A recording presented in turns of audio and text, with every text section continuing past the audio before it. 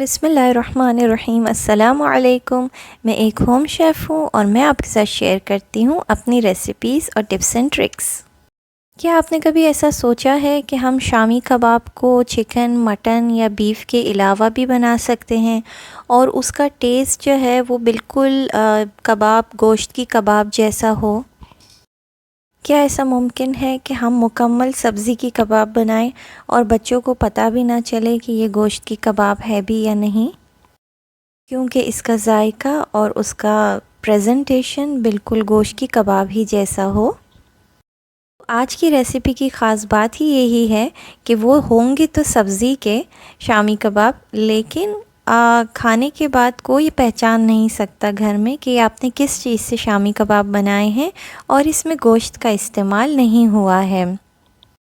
اور میں آپ کے ساتھ بہت سارے فائدے شیئر کروں گی اس سبزی کو، جس سبزی سے ہم نے بنایا ہے اس سبزی کے بہت سارے فائدے شیئر کروں گی اور یہ بتاؤں گی کہ یہ کیوں کھانا ضروری ہے اور بچوں کو اس سے کیا فائدہ ہوتا ہے اور ہمیں اس کی ریسیپیز بنا کے اور اسے اپنی غذا میں شامل کر کے ہمیں کیا کیا فائدے ہوتے ہیں۔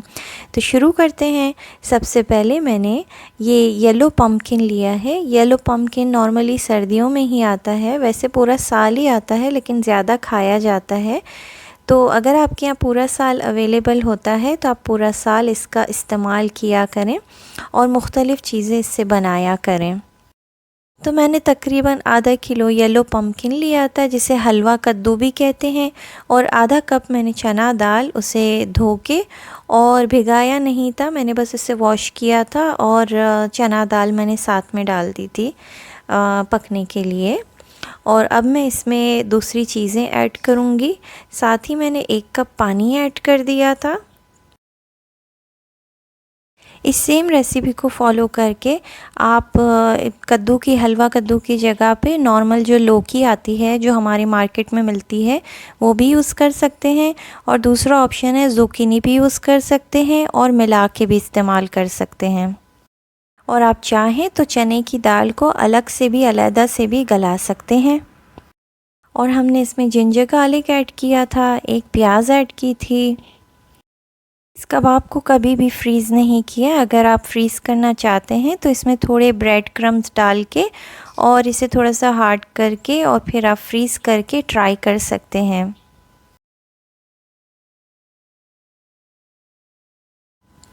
اور میں نے ثابت کشمیری چلی ڈالی تھی، اگر آپ کے پاس نہیں ہے تو آپ ثابت گول والی مرچیں بھی ڈال سکتے ہیں اور آپ اس کی کوانٹٹی بڑھا بھی سکتے ہیں، اور اگر آپ کو گرین چلی ڈالنی ہے تو وہ بھی ڈال سکتے ہیں۔ اور پھر میں نے زیرہ ایڈ کیا تھا 1 ٹی اسپون، اور دھنیا پاؤڈر ایڈ کیا تھا 1 ٹی اسپون، گرم مسالہ تھا، سالٹ ایڈ کیا تھا، پسا ہوا گرم مسالہ میں نے ایڈ کیا تھا جو کہ گھر کا بنا ہوا ہے، اور یہ تمام چیزیں ڈال کے میں نے اسے گلانے رکھ دیا تھا۔ اور پھر کچھ دیر بعد یہ جو کدو ہوتے ہیں وہ نرم ہو جاتے ہیں، اور پھر ہم اسے میش بھی کر سکتے ہیں، وہ پانی چھوڑتا ہے جو کہ چنے کی دال کو گلانے میں کافی مدد ملتی ہے، اس میں چنے کی دال بھی گل جاتی ہے۔ تو بس میں نے ہلکے چولہے پہ بس یہ رکھ دیا تھا جب تک یہ تمام چیزیں گل جائیں۔ جب یہ سب گل گئی تھی تو اس میں بہت ہی کم ایکسس پانی بچا تھا، اور میں نے اس پانی کو تھوڑا سکھا دیا تھا، اور پھر میں نے اسے چاپر میں ڈال کے اور پیس لیا تھا۔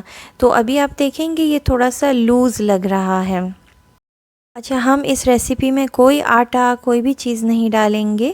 اچھا، یہ میں نے جو ہے دل لیوز کہتے ہیں، سوا کی بھاجی کہتے ہیں، اور دھنیا ڈالا تھا۔ نمک تھوڑا کم تھا تو نمک بھی میں نے بعد میں ایڈ کر دیا تھا، اور پھر ہم اس میں تھوڑا سا اور گرم مسالہ ایڈ کریں گے، اگر آپ چاہیں تو آپ چاٹ مسالہ بھی ایڈ کر سکتے ہیں اس میں۔ اور اس میں ہم نے چاول کا آٹا یوز کیا تھا۔ چاول کا آٹا اس لیے ڈلتا ہے، میری کوشش ہوتی ہے میں آپ کو ٹپس اینڈ ٹرکس بھی بتاؤں تاکہ آپ کے لیے آسانی ہو جائے۔ اس میں چاول کا آٹا اس لیے ڈلتا ہے کہ چاول کے آٹے سے اس کی جو اوپر کی کرسپی لیئر بنتی ہے جو کہ بہت اچھی لگتی ہے، تو وہ چاول کے آٹے سے ہی آتی ہے۔ میں نے تقریباً آئی تھنک 7-8 ٹیبل اسپون ڈالا تھا۔ آپ چاول کے آٹے کو کم زیادہ کر سکتے ہیں، اگر آپ کو پانی زیادہ رہ جاتا ہے یا کچھ بھی ہے تو آپ یہ اوپر سے ایڈ کر سکتے ہیں۔ مجھے 7 ٹیبل اسپون لگے تھے تھی، میں نے بعد میں اور بھی ایڈ کیا تھا. پہلے میں نے 5 ڈالے تھے، 5 ڈال کے اسے مکس کیا تھا اور پھر مجھے تھوڑا کم لگا تھا تو میں نے تھوڑا سا اور بھی ڈال دیا. تو میرے تقریباً 7 یا 8 ٹیبل سپون بھر کے چاول کا آٹا تھا. ساتھ میں نے آٹا کوئی یوز نہیں کیا تھا. میں نے یہ آدھا کپ جتنے اوٹس تھے، اوٹس کو پیس کے پاؤڈر کر کے اور وہ میں نے ایڈ کر دیا تھا. اس میں ہم کوئی بائنڈنگ کے لیے آٹا وغیرہ یوز نہیں کریں گے. اور پھر میں نے ایک ڈبے میں ڈال کے اور اسے فریج میں رکھ دیا تھا، 1-2 گھنٹے کے لیے فریج میں رکھ دیا تھا تاکہ اس کا جتنا بھی موئسچر ہے وہ ایبزارب ہو جائے. اور پھر نکال کے میں نے نہ انڈے میں ڈپ کیا، نہ میں نے بریڈ کرمز میں ڈپ کیا، کوئی بھی چیز نہیں تھی. میں نے بس اس کی کباب بنائی تھی اور ڈائریکٹ میں نے آئل میں شیلو فرائی کر دیا تھا. نہ یہ علیحدہ پڑتی تھی اور نہ یہ اس کے علیحدہ کرمز ہوتے تھے، کچھ بھی نہیں ہوتا تھا.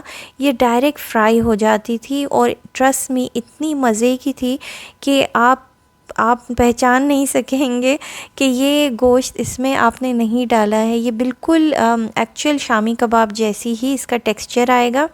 اور آپ لک دیکھیے گا جب میں فرائی کروں گی نا تو آپ اس کا لک دیکھیے گا. آپ لک دیکھ کے بھی پہچان نہیں سکتے ہیں کہ یہ شامی کباب میں گوشت شامل نہیں کیا ہے اور یہ حلوہ کدو سے آپ نے شامی کباب بنائی ہے.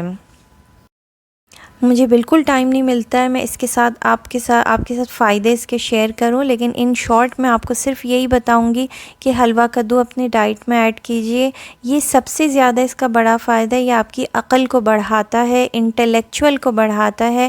تو اگر ہم بچوں کو حلوہ کدو کھلائیں گے بچپن سے ہی اور ہماری نیت یہ ہوگی تو ہمارے بچے عقل مند بنیں گے، انٹلیکچول اچھا ہوگا.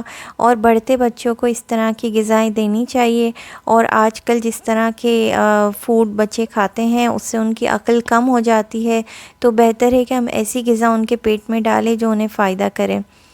تو یہ عقل کو اچھا کرتا ہے، خون کو صاف کرتا ہے، آپ کے پیٹ کے لیے اچھا ہے. اسے صرف گرمیوں میں نہیں کھانا چاہیے، سردیوں میں بھی کھانا چاہیے. اور یہ آپ کو جو ہے بیماریوں سے بچاتا ہے. تو اس ریسیپی کو فالو کیجئے گا اور مجھے لائک اور شیئر کیجئے گا. اللہ حافظ.